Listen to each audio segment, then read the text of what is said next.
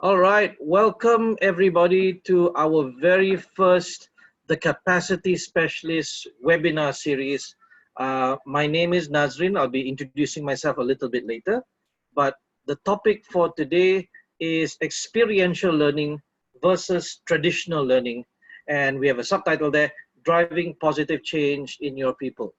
So this will be the topic of the day. We'll have this discussion. You are free to ask questions, you are free to comment, you are free to well, if you want to use the microphone, feel free to do so as well. Okay, come in and let's learn and see what we can share with you. All right, so this is me. My name is Nadzrin. We're not going to be using our webcams today so that we have full bandwidth, so that we don't have any drops or any problems with internet quality, because the camera does take quite a bit of the internet bandwidth. So I'll show you just what I look like. Yes, I do look a little bit happy like this, especially when I'm in my classroom. I am a professional learning facilitator, and what I specialize in is workplace performance skills. So workplace performance skills is used to be soft skills. In the market, it used to be soft skills. But soft skills has a very bad connotation. It has a very bad image, just like public relations when we talk about branding, right? So when we go to clients in Malaysia, where I'm from, soft skills, the clients uh, tend to say, oh, soft skills is not as important, right? However, soft skills is very important skill. It's just that people don't see it that way. So what we started doing was we started calling it workplace performance skills. And workplace performance skills has to do with everything from thinking skills to performing skills to communicating with other people skills to leadership skills. And you'll find that problem solving, you will find strategic thinking, collaboration, teamwork, leadership all falls within that. So it's not technical skills like Microsoft Word or Microsoft PowerPoint. So those are categorized under something else. As long as it has to do with you managing yourself, you talking to other people, and you leading other people, so it will fall under workplace performance skills, right? A little bit about myself. I was born in Malaysia, born and grew up in Malaysia. I did most of my work in Malaysia, but when I started joining a consulting company called Accenture, that's when I had a lot more international experience. And Accenture has 300,000 staff, which means that we needed to have a very robust learning and development unit to take care of all of that staff. And for 7 years, that's all I did. I primarily based in Malaysia, but I moved around a lot with India, in India, Australia, the US, the Philippines. In fact, I've lost count where I've been to help upskill the Accenture people wherever they are. There are 5 learning centers that they've created, and Kuala Lumpur in Malaysia is one of the nexus ones, which means that in Kuala Lumpur, we used to cater to every Accenture office in ASEAN, whether it be KL, Singapore, Indonesia, the Philippines, Australia included. We also catered to China and India and the Middle East sometimes.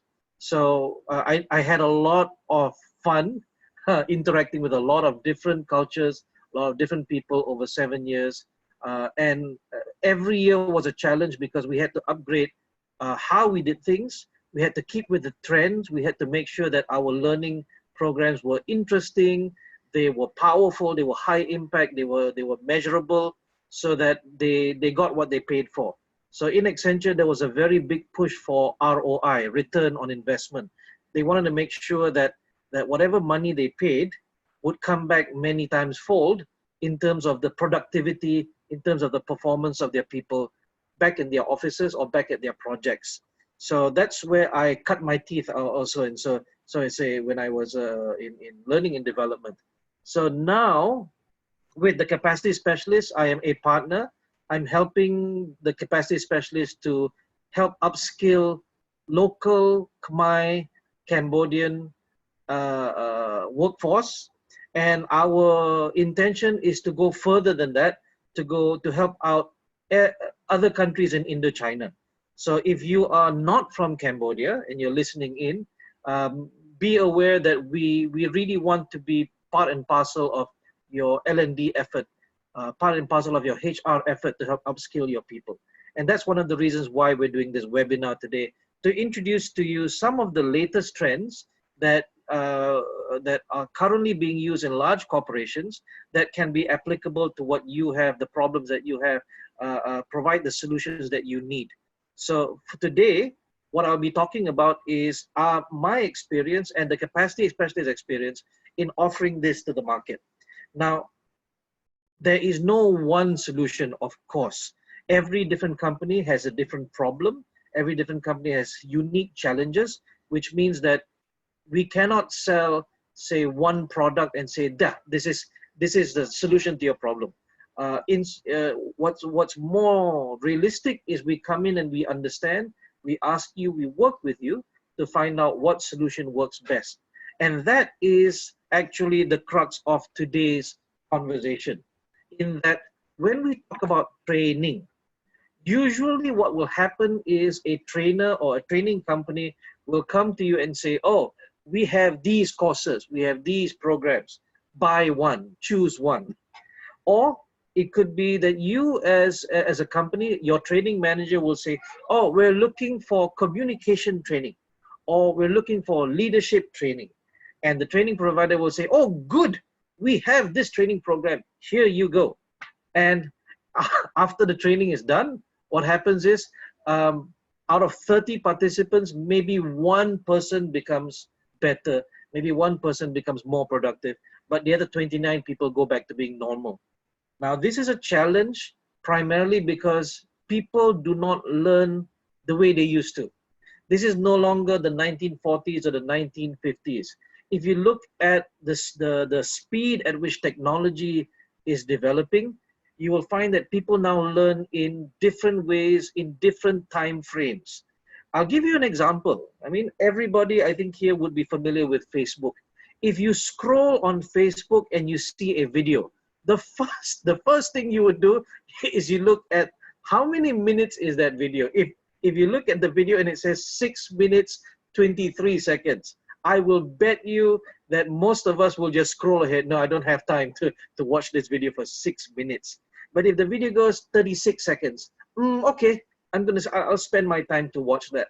So the human brain nowadays, because of so much information, we find ourselves difficult to pay attention.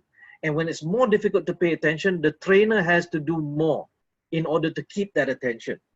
I have met many trainers who say, oh, it's so difficult to teach nowadays. People don't pay attention. The participants are undisciplined. The people, they don't pay. They don't give us the respect we used to get. And I say that's true, because once upon a time, training was, I'm the expert standing in front of you. You, dear participants, listen to me. So it was a very dictator type of relationship. However, as most trainers, and I believe a lot of you will agree with me because you have had the same experience, younger participants or newer participants will not be able to accept that kind of approach, those kinds of old school training. And we are not saying that is bad. We're just saying that there was a time for it. Now, with new times, we need to use new technology. We need to use new things. And I bet you in 20 years' time, even this webinar will be outdated. But for now, in 2019, what can we offer you? What can we share with you? So the term that we've proposed to you is what we call experiential learning. And in experiential learning, there are many, many tools out there. So many tools. Every day I see a new one. We're going to talk to you only about 4 so far, right? And hopefully these 4 will resonate with you as, hey, this is interesting. I think I need this for my organization. Or I need 2 of these tools. I need 3 of these tools. I need all 4 of these tools. So we hope you get something to take back to discuss with your L&D teams, with your CEOs, and see what you would like to implement. Right. So the first question is, why experiential learning? Well, let's define that first. The word experiential means that you learn through experience. Now, this is a little bit confusing to some people because they go, wait, I learn through experience all the time. And we say, yes, that's true. However, when it comes to formal education, like in school or in university and in training, what happens is a lot of the times you sit down and the trainer talks, shows a slide, and they show bullet points, and all you have to do is copy down. But when do you use it? I like to say this to my participants: you write down things in your book, eventually your workbook becomes smarter than you because you don't get to apply it. So the idea is, during a 2-day program, for example, when do you actually learn? What is considered learning? Well, if I were to give you an example, and if some of you have children or some of you have nephews, nieces, you would have noticed this, right? When we were growing up, we did not learn theory first. If we were learning to ride our bicycle, our father did not teach us the theory of physics, of balance, inertia, equilibrium, nothing at all. Our father would say, here you go, ride the bike, be careful, right? So what we learn from is we learn from experience first, and we make mistakes and we learn from mistakes. Only then when we went to school, then we learn about physics. Oh, I see. Now I understand why the bicycle doesn't fall down when you cycle. The slower you cycle, you will fall down. The faster you cycle, you will not fall down. So it's about learning from experience first and then understanding the theory. Now here's the challenge, here's the problem. A lot of our education, maybe secondary education, maybe tertiary education in universities, they flip it the other way around. They would teach you theory first, and then in many cases not even have time to give you the experience. So what would be the best then? Imagine this: your son or your daughter comes up to you while you are sitting down drinking a hot cup of coffee. So if your son wants to touch the cup and you go, no, don't touch, it's hot, does he understand if he's never known what hot is? He hears the word hot, but what does it mean? There is no experience. So what my teacher taught me was, say, Nadzrin, when you have children, you want to introduce them to the experience first and then name the experience. So he gives me an example. He says, if your son comes up to you while you're holding a hot cup of coffee, take his hand and very carefully just tap it on the cup, right? Don't hurt him, of course, don't burn him, but tap it. And he goes, ooh, ooh, ooh. And he has no words. This boy is so young, so uneducated, he has no words. So what do you say to him? Well, son, that is hot. This is what is known as hot. So don't touch. So if you teach a child with experience first, they understand it physically, they understand it emotionally, they understand it logically. And that's how human beings learn. Unfortunately, with formal education, it becomes difficult because we assume that human beings, it's their responsibility, they should understand it themselves. That is okay in university. When it comes to a 2-day training, how much information can you learn? How much information can you understand in 2 days? Sometimes trainers are just throwing in a lot of things, a lot of slides, a lot of bullet points. And if you've ever seen this happen, a trainer goes, I'll skip over these slides because, that's not important. If it wasn't important, why did he have those slides in the first place? It means that it was not planned well. It means that the information was mixed.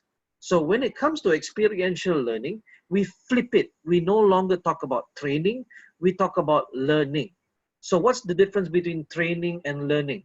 Well, training is what you do to people, right? What do you do to a dog? You train a dog. What do you do to a horse? You train a horse. What do you do to an athlete? You train an athlete. What about learning? Well, learning is not what the trainer does. Learning is what you as a participant do. So if I want to understand how to teach you, how to make you understand something, I need to understand how you learn. In the education industry, this is called student-centered learning. Student-centered learning means understanding the psychology of how students learn, understanding the psychology of how students listen, how they see, and how they practice. So if we flip it from training to learning, what we do then is we figure out how to change what we do to help them understand. I'll give you an example. Customer service is not about the company, it's about the customer. Imagine if customer service is only about giving the customer what we want to give, not what the customer needs. Then you'll find that, no, that's very strange. Why is a company giving a customer what the company wants to give? It should be giving the customer what the customer needs. Same thing. Why is a trainer giving a participant what the trainer wants to give? And you imagine this, right? Oh, I'm writing a speech. Here's what I want to tell them. Here's what I want to tell the people listening. If you flip it and you do more research and you understand, what do my listeners want to hear? Now, interestingly, all of this research is done in, TV stations, radio stations, movie makers. They ask, okay, in 2019, what kind of movies do you think people want to watch? Let's make those movies. How about if we go, let's make a movie that we want to show them, right? It doesn't work. It doesn't work as well as if you understand what people want to watch. So if we flip it from less training to more learning, then we will understand how we can create an environment for people to learn.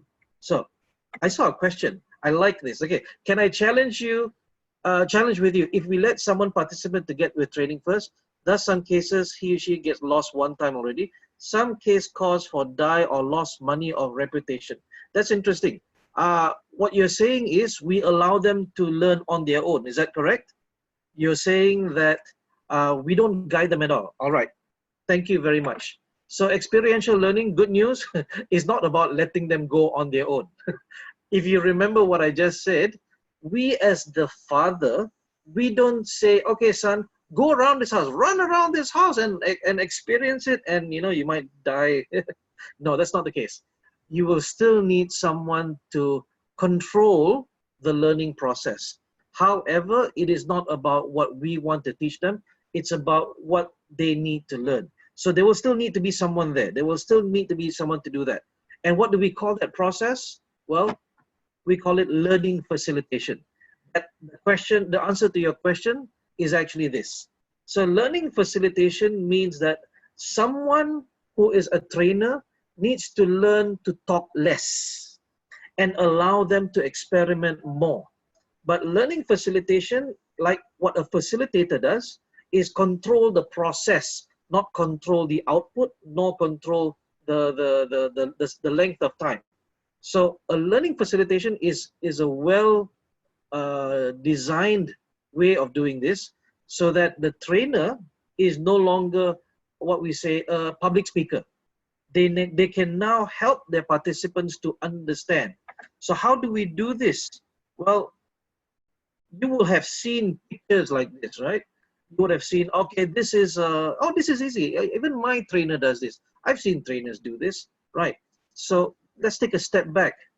If we said that learning facilitation is understanding how they learn, then if trainers just do this, this is going to be copy and paste. They need to understand what's behind that. So if we were to take a dip into different methodologies, one methodology is called neuro-linguistic programming. In neuro-linguistic programming, we say that there are different channels of learning. How do you hack a computer, for example? There will need to be ways to get into the computer. So physically, you would need to use the keyboard to hack in. You would need to use the USB port to hack in.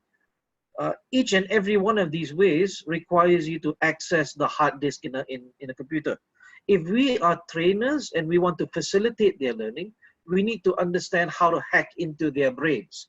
And we don't have USB ports. We don't have keyboards. The only way to hack into the brain is through the senses. So every human being has 5 basic senses. We actually have a lot more. We have dozens, which include senses for heat, senses for balance, senses for pressure. We have all of that. But the classical 5, of course, the eyes, the ears, the body, the skin, touch, we have smell, and we have taste. However, when we do public speaking, when we do training, we cannot impact all five unless you are a chef. So if you are a chef in the kitchen, then you can teach people using the visual channel, the auditory channel, the kinesthetic channel, the olfactory channel, which is the sense of smell, and the gustatory channel, which is the sense of taste.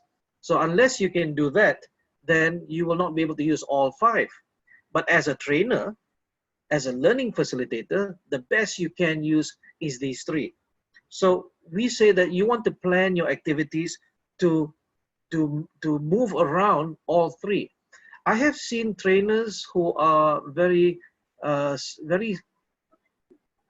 strict on having slides of bullet points only. And you must know that after a certain number of bullet points, the brain just switches off. The general trend, the general tip is no more than 9 bullet points. 9 is the maximum. If you see a slide that has more than 9 bullet points, you just ask anybody in the audience, do they remember all 9? No, nobody remembers 9 and above. However, nice number would be between 5 to 7. If you need to go above 7 or above 9, then you split it up into 2 different slides. Or if you have too much information, then you don't put it on the slides at all. You put it in the notes, you put it in the workbook, not for them to see on the slides, but for them to reference later on. So the slides are for people to see at one time, and then it changes to different slide. Nobody will remember, which means that the information has to be bite-sized. It has to be small. It cannot be big. Look through Facebook, look at Instagram. When there's too much information, you don't remember. And now that advertising is, there's so many distractions, advertising is struggling to be able to keep your attention. A simple example, right? If you're watching a YouTube video now, before the YouTube video starts, there is now an advert, there's a commercial every single time. But if the commercial is more than 7 seconds long, right, there's a button that goes 5, 4, 3, 2, 1, and you're waiting. You are waiting to tap skip ad.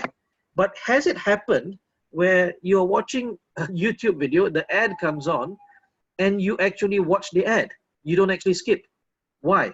Because they understand that they only have a few seconds to capture your attention. So that's the same with training as well. If you just move on and on and on and on, the general accepted maximum is 3 minutes. People can pay attention. Any more than 3 minutes, then people die. So you need to have a lot of variety in what you do. And learning facilitation, make sure that you stick to these rules, right? So again, you go through the senses. Second is you also understand that there are different types of people. Not that there are so many senses, but there are different types of people. So not just you play videos, not just you show pictures, not just you play songs, not just you talk. You also do activities. You also have things for them to do within the time allocated. But understanding different types of people will mean understanding that different people have different learning styles. For example, there are some people who are hard and fast. They're very task-oriented. When they come into this session, they go, okay, I want to learn something. Why is this guy talking so slowly? So driving people, and I'll give you an example of a driving person everybody should know, Donald Trump, right?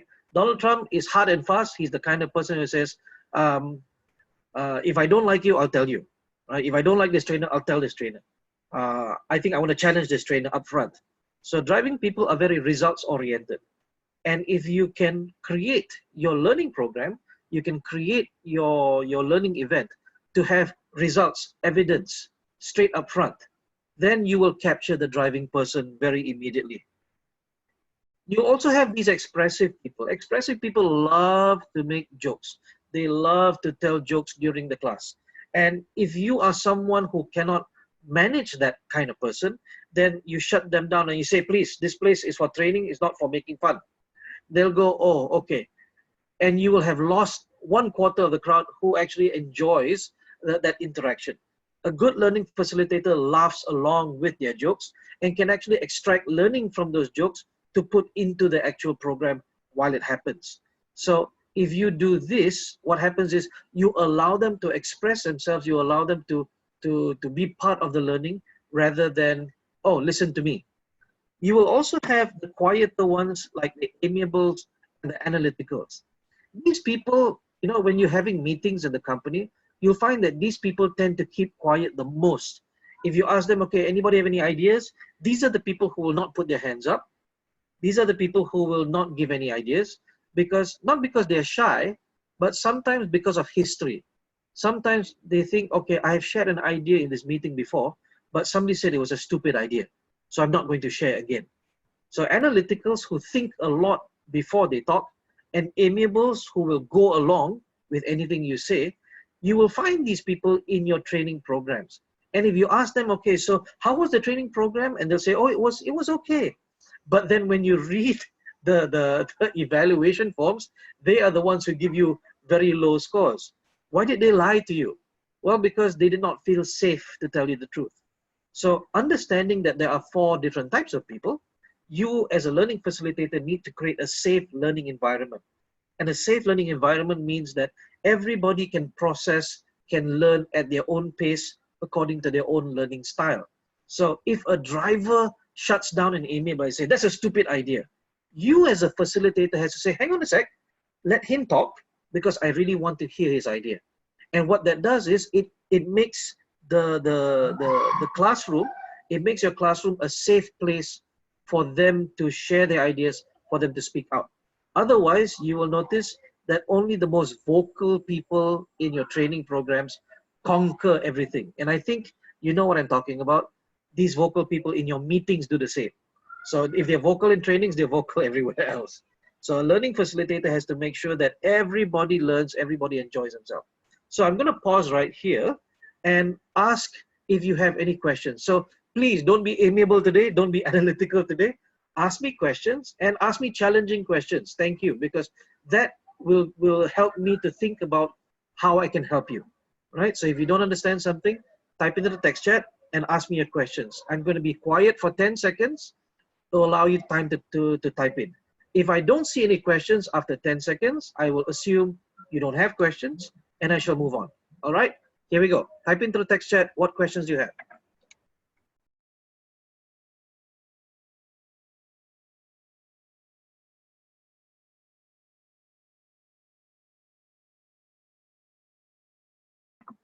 Okay, so Sivan, thank you very much. Driving people, and I give you an example just now. Somebody like Donald Trump, somebody like my own Prime Minister, Dr. Mahathir, Prime Minister of Malaysia. These people, they work fast, they expect things fast, they also make decisions very fast. Why? Because they're very learned. They know exactly what they want. So you will find that sometimes in your classrooms, this is the person who will challenge you top, bottom, left, and right. Will go, are you sure? How do you know? I've read somewhere that this is not true. So if you are not prepared to deal with someone like this, you might think, oh, they are rude. They are trying to control your training. The fact is they're not. For them, these people say, I spend my time coming to your training. I'm not seeing any value. Why are you doing this? So they speak up.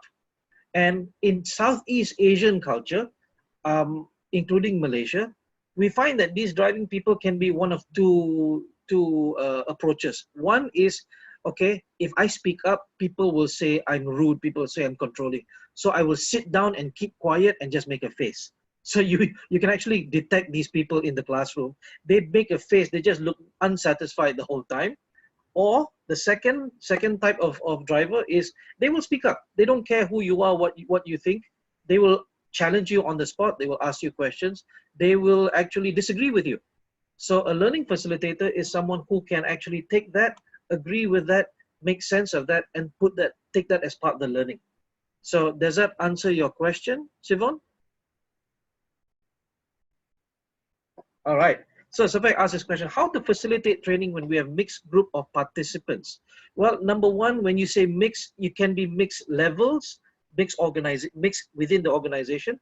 It can be mixed in terms of generation gap. It can be mixed in terms of education levels. So which one are you referring to, Safek?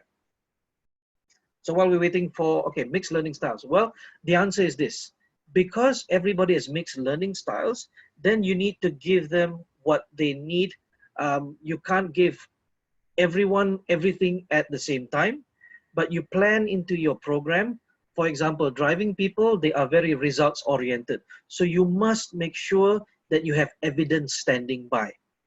Analyticals are people who love problem solving activities. So you must have that standing by as well. It must be part and parcel of your design. Expressive people love activities where they have to run around and do things. So you must have activities that are very kinesthetic, very, very enjoyable. And amiables are people who are relationship oriented. So you want to have activities that cater to their being to connect with people, talk to people, and feel safe with people, right? So does that answer your question? Hi Nadzrin. Hello. Yeah, I'm Sivon. Thank you very much for your explanation. Hi, Sivon. I'm very much interested with the learning style. Okay. When we are the facilitator, and then we can find out the four different kind of the people, with Right. different kind of the participants. One group of the participants are the driving people, more challenge, more understanding, get understanding easily, learn Yep. faster, and some group is expressive. I mean, this group like the joking or funny activity, gaming, and some shy, be quiet, not brave enough to talk and to express in the group.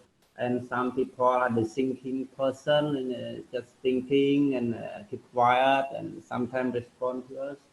So, as we are the trainer, how can we identify as we are the good trainer? How can we manage these four different kind of the people? When we Okay. manage the group, we need to divide a group separately, or we should make them into the group. Okay. So your question, if I understand it right, thank you very much for that. Is two parts. Number one is first, how do we identify? And second, how do we manage? Is that correct? Okay, yeah. Is that correct? Yeah. Agree. Okay, cool. So that answer is actually a 2-day course, actually a 2-day course. But simply, driving people are the first ones to put their hands up and ask questions. So you can identify, okay, this is either a driver or an expressive. If the question is sarcastic, very rarely would that be a driver. Usually a driver asks very pointed, very challenging questions. So analyticals and amiables, they tend to ask questions that are more factual, more data oriented, and they speak very slowly. So in terms of identifying who they are, as a good learning facilitator and someone who studies the learning styles, from their behavior you can tell, from their body language, from their voice intonation, from their facial expression, it is quite easy to figure out. However, because I don't want to spend too much of my brain power doing that, what I normally do is I give every participant an activity to do at the beginning of the program. So we have a couple of people who have been in my program here. Tariq is here from Comcommit Maya, I think. So he knows that at the beginning of my program, I will do an activity called Human Bingo. And Human Bingo is where you have to run around getting signatures. Now, how do you know when someone is a particular learning style? You look at their behavior. And how to get them to show their real behavior is you need to give them an activity that is time oriented. That means there's less time, there's pressure, social pressure to get it done, right? And there's less resource. So when you have an activity that has all three, they start panicking. When they panic, they show you their true selves. And a driver will run up to someone and say, sign for me, sign for me. An expressive will just enjoy the process. They run around. So an amiable will just look lost. They will look sad because nobody wants to sign for them. And analytical, you can see them planning. Okay, who do I get to sign for me first? Who do I get to sign for me next? That for me does it very fast. Otherwise, they will be acting. Right? Throughout the course, they will be acting. Oh, I need to act like I'm a very good person, like a very good participant. So what I would say is, first to read is to give them high pressure activities so that you see who comes up. the driver will start blaming you. What kind of activity is this? This is a stupid activity. So you can say, okay, that I know who that is. Now, it's also good to manage your emotions. As a learning facilitator, don't be easily triggered by any of your participants. Understand that they are different. Understand that they have different priorities in life, and they have different ideas on education. For example, a driver, even in work, their priority or their philosophy of education is, if I want my people to grow, I must press them, I must give them pressure, I must make it hard for them, and they will grow. But it doesn't work on everybody, right? It works in the military, but it doesn't work for everybody. So because there are different learning styles, you must also be adaptable in your facilitation styles. That's number one in terms of managing. Number two is you must protect the analyticals and the amiables from the driving and the expressive people. Because when they talk over other people, they cut over other people. They don't allow the amiables and analyticals to talk. So you have half the class maybe who just doesn't want to participate because these people are dominating. So managing each driving and expressive, for example, is more about getting them to give chance to other people, giving them leadership responsibility to say, okay, you've had your chance now. How about you give someone else the opportunity to answer? That would be good for you. And giving the analyticals and amiables a safe space, right? Protecting them from other people who laugh at them, protecting them from other people who knock down their ideas. So while the activity is happening, for example, you see an amiable put their hand up, but only halfway. And then someone talks over them. It's your responsibility to say, hang on a sec, she had her hand up. Let's listen to what she has to say. So your role is not to tell them what to do, but your role is to guide and make sure it's a safe learning environment. Does that answer the question? A longer answer is available in a 2-day course, but does that answer your question? Okay, thank you very much. Okay, thank you very much. Okay, so Tariq asked me, how do you deal with participants obsessively analytical and expressive? Well, an expressive is someone who likes to laugh a lot, who likes to make jokes a lot. What I normally do is I laugh along with the joke, and every couple of times whenever I say something, I will point to this guy and say, isn't that right? Isn't that right? And he or she will support me. In terms of analyticals, I think I gave you part of an answer. You can talk to them during the break or during lunch, right? But easily, if they're so analytical that they will not answer, then what you do is you can shift around the teams, constantly make sure that they're not sitting in the same teams, and give them the opportunity to speak up, right? It's a bit more complex than that. My answer is too simple, but again, we can certainly talk about that later, okay? So somebody here is presentation. If I'm not amiable and analytical, the same in remaining silent, how can you identify them? Well, if they are remaining silent, but they're not driving and expressive, it probably means that they've had bad experience in previous training before, or they don't like you. They just don't like the trainer. So what you need to do from the very beginning is to build a lot of rapport, build a lot of commonalities between you and them to make them trust you. So that's also part of learning facilitation. First thing in the morning is not to introduce yourself and tell them how fantastic you are. I've seen trainers introduce themselves for 30 minutes, sometimes up to 2 hours, saying how fantastic they are, what kind of work they've done before. That does not build a lot of credibility and trust. Have them interact with you as a human being. So instead of identifying them, they will identify themselves to you. Usually when the break comes or lunch comes, they will not ask questions during the class, they'll ask questions when they have you one-on-one. All right? So presentation, I think I don't have your name here. I hope that answers that question. Okay, is it a good way we get driving learning to be part of us? The answer is yes, and there are many ways to do that.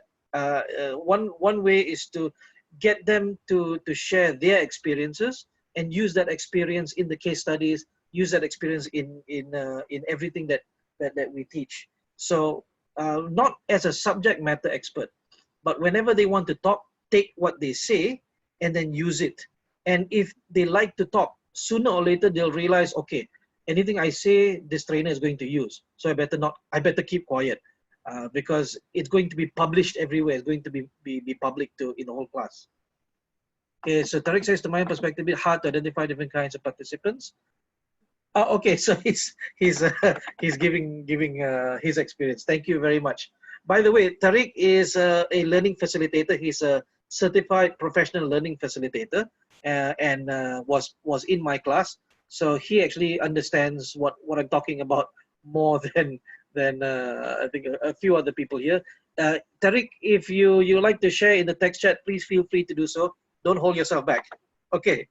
Thank you very much, everyone. This is very interactive. Uh, Not many analyticals or amiables, maybe, or maybe because I challenge you, don't be amiable today. That's very good.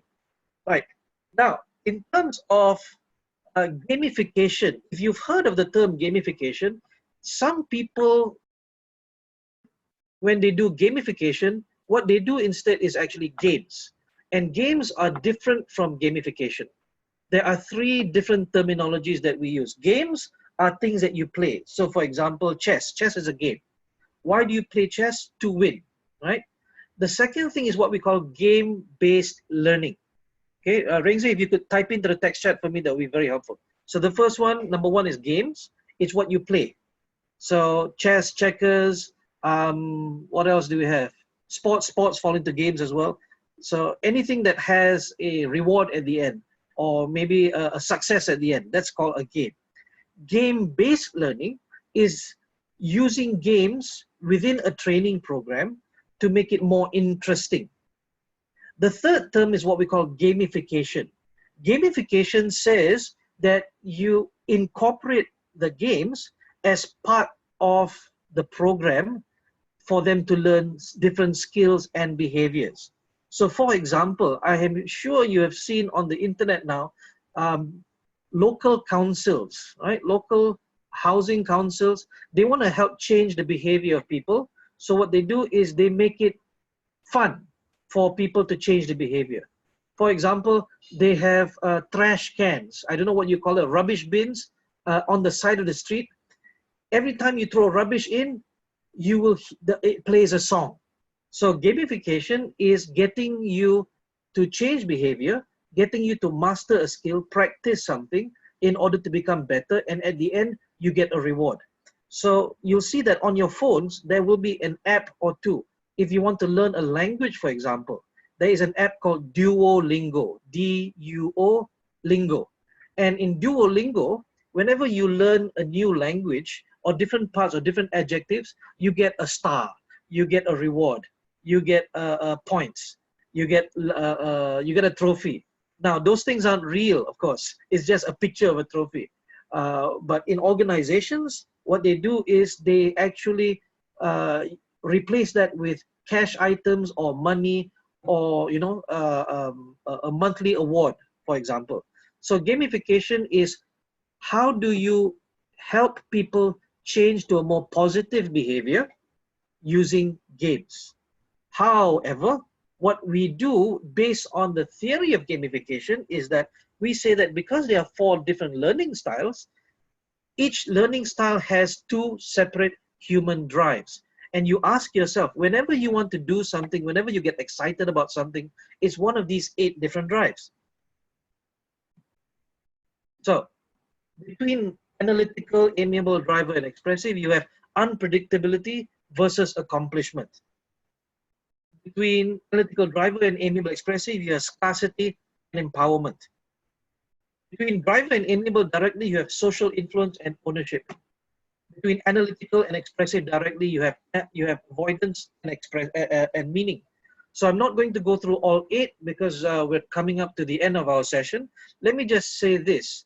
If we were to have an activity in our program that is ownership oriented, what is ownership? It means that I want this, and we have a game. You will find that only the drivers will rush for it because they're very results oriented. The amiables will not enjoy it as much. However, if you have an activity that is social influence oriented, like say, okay, I want you to go around and ask everybody's name. I want you to remember everybody's name. The driver will go, that is not practical at all. Why would I play that? But the amiable will enjoy it. So the 8 human drives says that you can design your program to be balanced in all directions so that everybody gets what they need in terms of according to their drives. And the best part is all human beings have all 8 drives. So when you design something, you need to make sure that it's not too much to the right, or too much to the left, or too much to the top, or too much to the bottom. So I'm going to pause right now and see if you have any questions. What questions do you have? Please type into the text chat. I will wait for 10 seconds.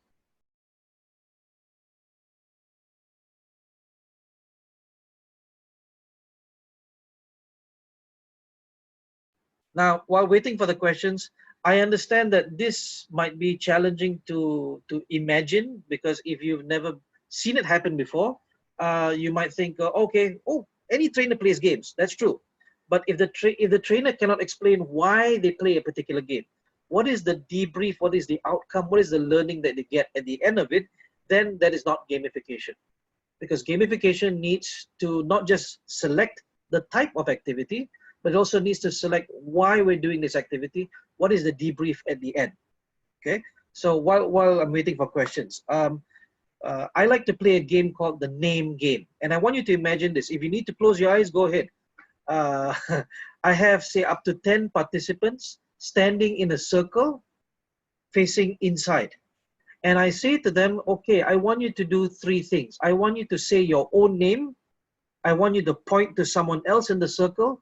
And I want you to walk towards that person. Whenever we do that, the next person that they choose has to do the same 3 things. Say their name, point to someone else, and walk in that circle.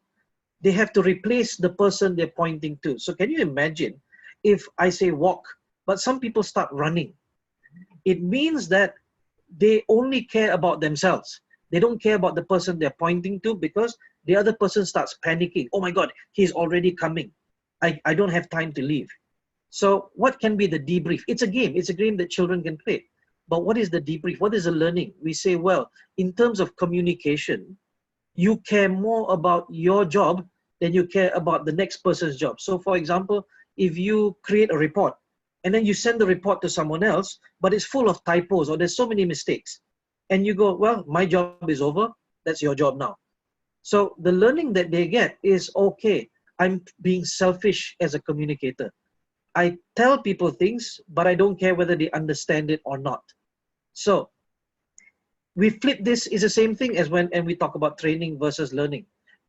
Instead of giving them what we want to give, we need to understand what they need to get. We need to understand what they need to learn. In the sense, in communication, we need to understand what they need to understand before we talk to them, before we type that email. All right. So far, Sivan is the only person who asked a question. So let me just answer this. Can you just do a briefing for 8 components: ownership, accomplishment, meaning? What does it mean and use for what condition? All right.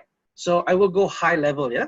Scarcity is when there are less resources. So for example, when there is lack of food, food prices go up. That is scarcity. So if I were to say, okay, there are, let me just get a show of hands. How many people has played musical chairs before? Please type in yes or no. Musical chairs. Has anybody gone to a birthday party and played musical chairs? Okay, yes, no, yes. Well, we're getting more no's than yes. All right. So I can't use that example then. So scarcity is if there are 10 people and there are 9 chairs, people are going to be rushing for those chairs. So the activity that you run with from a scarcity perspective is you say, okay, there's only 5 balls. There's 10 of you. So whoever gets the ball first wins. Oh, but okay, there's 10 balls, there's 10 people. No pressure whatsoever. So there is no impetus. There's no want to change. There's no want to go faster. Okay. So that's scarcity. In terms of avoidance, we say, okay, you either do a good job or no salary for you this month. So they want to avoid losing their salary. Okay, the first team to complete this activity gets to go for lunch first. So of course, they want to avoid going for lunch late. Okay, I don't know if trainers have done that before. It's a bit unfair, but I have. It works very well. Everybody finishes on time. Unpredictability is when you give them an activity and you don't tell them what time is going to finish. So I say, okay, this activity is going to run, and suddenly I'm going to change one of your participants to another team. So if you need this participant, right, you will have to work with them fast, right? So in some activities, you'll notice trainers will swap out participants, sometimes to mimic a corporate transfer, right? So and how do you adjust to a new environment? How do you adjust to a new team member? So unpredictability is that. Empowerment is how do you get people to take responsibility for themselves? And I have an activity I run called the traffic jam. I won't explain it, but at the end of the activity, everybody has to make decisions for themselves. They cannot just ask the person next to them. They cannot talk to everyone else in the team. They have to decide what's right. So that means that they have to find deep inside themselves that critical thinking aspect, and they go, okay. And at the end of the activity, they become more empowered. Another activity of empowerment I've used before, Tariq has gone through this in the Professional Learning Facilitator program, to improve your public speaking skills and remove your stage fright. We have one person standing in front, delivering their topic for 3 minutes, and everybody else throws balls at them. Everybody tries to distract them from talking. We use bells, we use horns, we boo them. Okay, so that might sound a little bit unfair, but when you come for the program, you'll understand what that's for. So we're very, very nice to them. We build them up, build their courage up before the activity. So that's empowerment. We give them this sense of, yes, I can do this. All right. In terms of meaning is getting people to find a purpose in life. Getting people to find, okay, why do they work at this company? Is it just for the salary? Is it just for this? Is it just for that? So they need to create that meaning for themselves, that I'm working here because I want to improve myself as an employee. I want to improve myself, improve my skills. And this is quite challenging because not everybody can get past this. A lot of people have mothers who are sick at home and they just depend on the salary. They don't find that working is important except for just the money, right? So did I cover everything? Accomplishment, ownership, scarcity, avoidance, unpredictability, social influence, and empowerment? If yes, please type in yes. And we can certainly have that conversation more further, going further in the future. Just contact us and we'll be happy to answer those questions for you. All right, so Tariq, is that a question or a comment? Okay, so imagine we have 4 different participants. Shall we prepare the games you mentioned to let them feel the experience of learning will last only one day? Okay, so it's in many cases, you need to design the program and then test it out first. You cannot just say, oh, I am a fantastic learning designer. So, and Tariq, you'll remember me saying this to you during the program, right? Design the program, test it out a couple of times, make changes until you find that everybody wants to be involved in the activities. So personally, myself, when I design a program, I tend to test it on my friends first, my fellow trainers, because they give the most detailed and most critical answers. They're the ones who, you know, are very honest with me to say, okay, this doesn't work, change this, Nadzrin. Okay, I'll change it. And then second, I will test it on a test batch. Anybody who wants to come for my free course, for example, you get the learning, but then at the end, you don't pay anything, it's free, but you must give me comments in terms of how to improve. And then you can run it on a real life audience and continuously make changes. So I have no comment, but just like to check if you have sample training design program. Can you explain to me what does that mean, a sample training design program? Are you asking for what a normal program from TCS would look like? Is that it?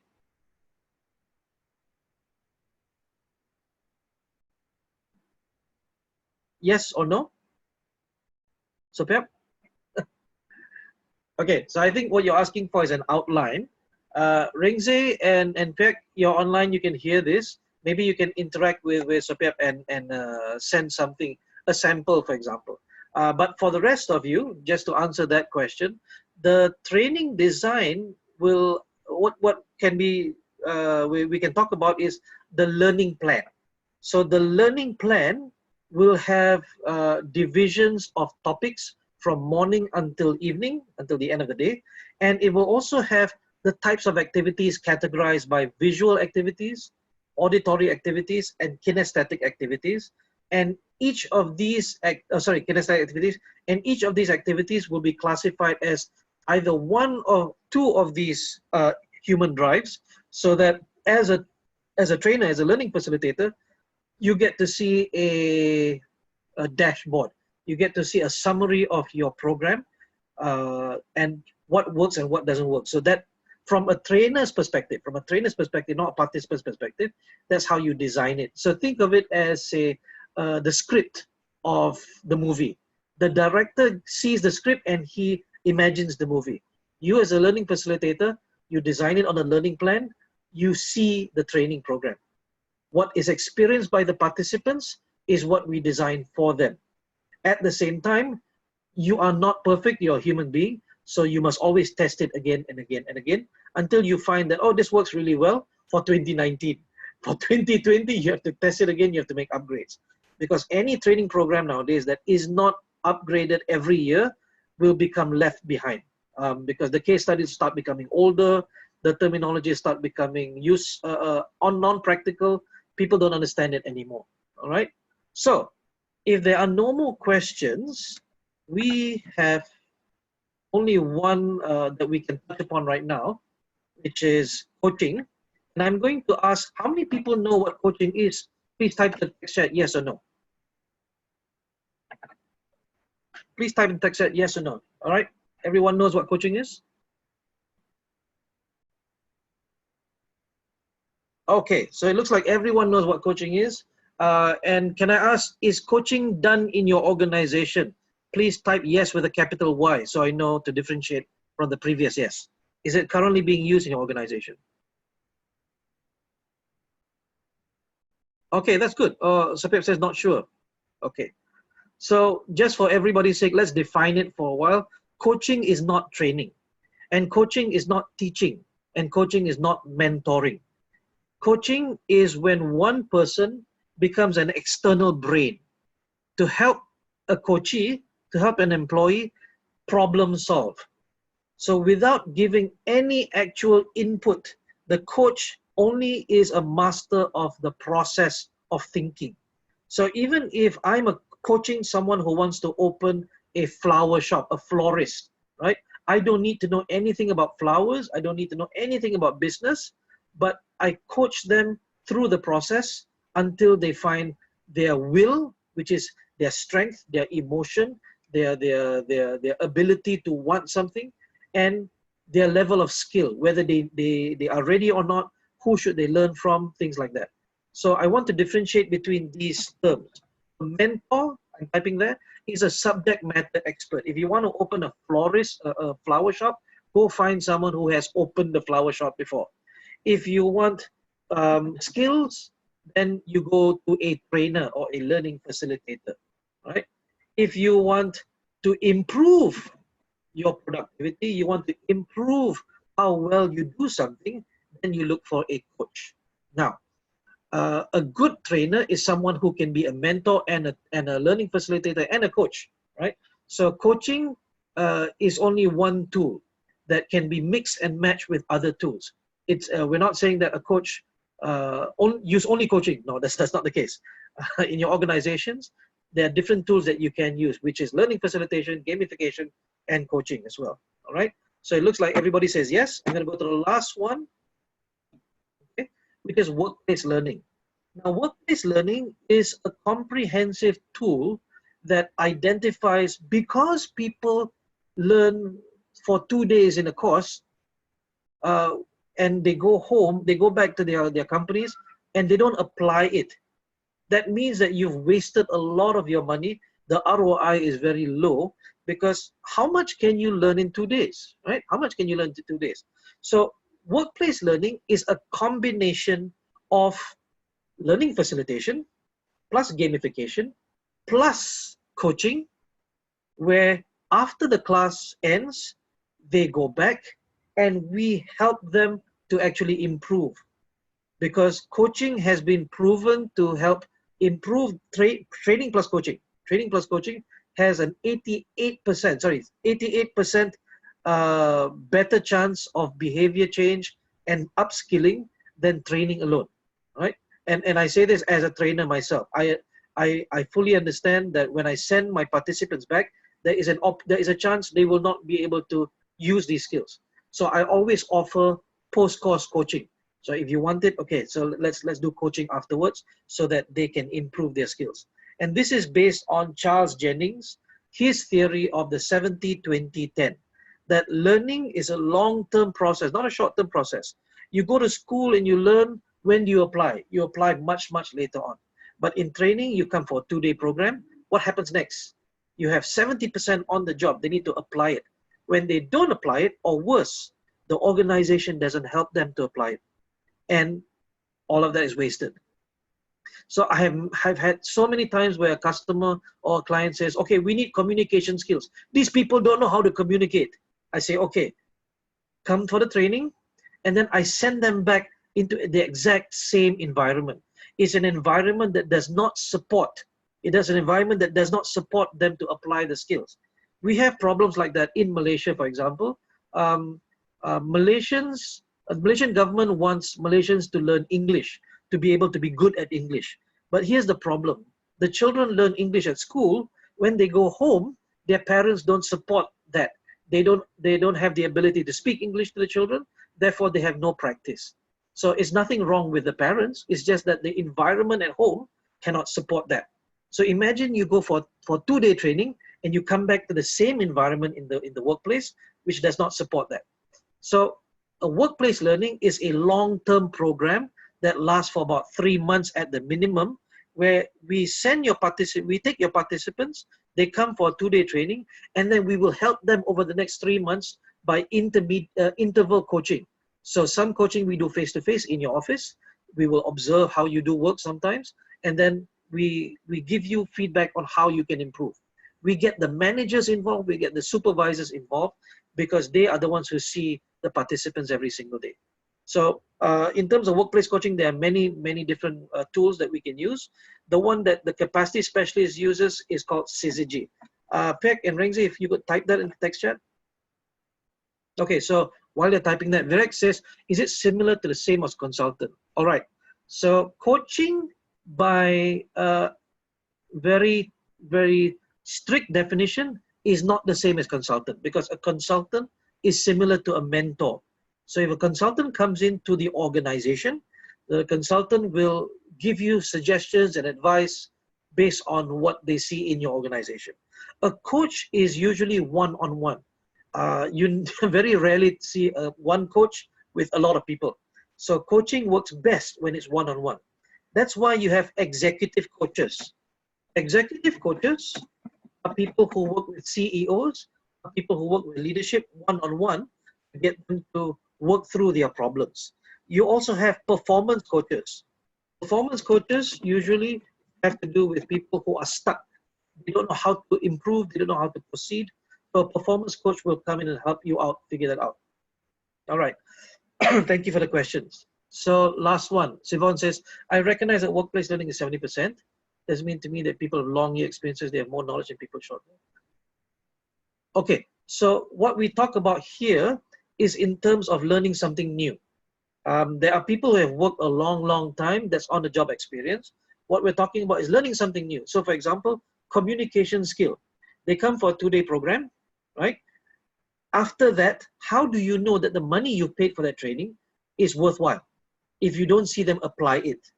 Okay, so Sivan, thank you very much. I'm not referring to experience in terms of people have been working there for a long time. Okay, so that will be people who are already learned.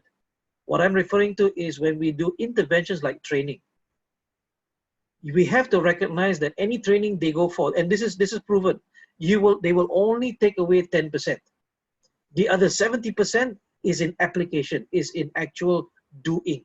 So if they cannot do it back at the workplace because the manager doesn't support it or the supervisor doesn't support it, then where can they use it? It becomes worthless.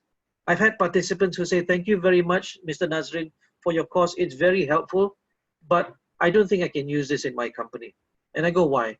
Well, because, you know, I can try this, but my manager will always say no. So that's what we say. The organization itself has to take part in the 70%. Does that answer your question? So Vivek says, where to find executive and performance coaches? Well, speak to us. We'll find. We have good people who can help you out. Safik says, how to make people apply that they have learned in their day. Okay, so that's another conversation that we can have. But in short, HR has to talk to managers and supervisors to understand how to support their people. And you want to Google this term. We are running out of time, but I will answer this question. I want you to Google this term. There's a lot of research that tells us when people are not good, they don't practice good manners in an organization. And you might think, what? This is corporate world. Why are we talking about good manners? Well, there is strong research to show that people resign when they get cursed at, when they get scolded at. And when you are not the person being scolded, but you're the person in the room, while that person is being scolded, even that person's motivation drops as well. So it's about creating an environment. You as the whole organization or you as the whole department needs to create a motivational environment for them to apply. So Sapek, a very short answer, a very complicated answer, put in a very short way, is how to make people apply. Well, you cannot make them apply. You need to give them the right environment. I'll give you an example. Nobody can make a tree grow.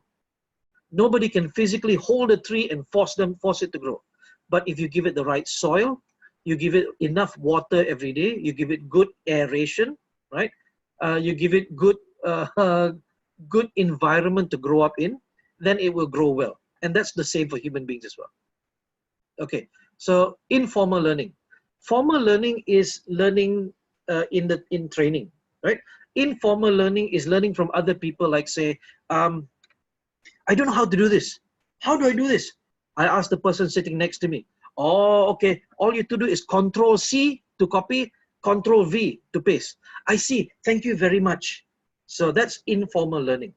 And only 20% of that happens in the workplace. On the job experience is learning on your own, making mistakes while you're applying. So does that answer your question?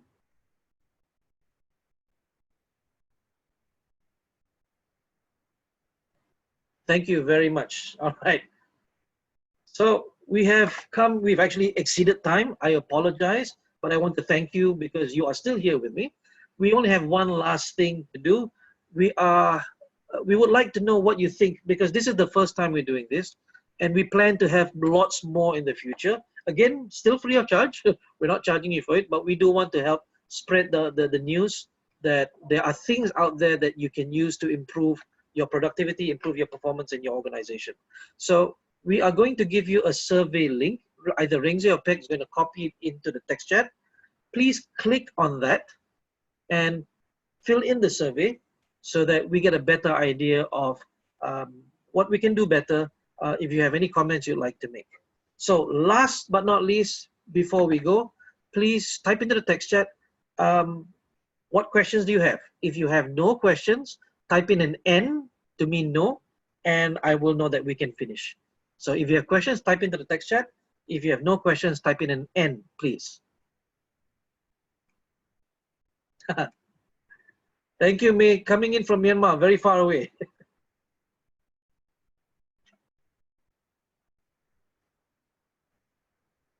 All right, if you have no questions, thank you very much. Feel free to connect with us if you have any further questions, or you're shy, or you thought of a question after we ended the session. That's fully understandable. So on behalf of the capacity specialists, let me just check. Pek and Ringze or Gabriel, is there anything you'd like to share before we go? Please type in the text chat.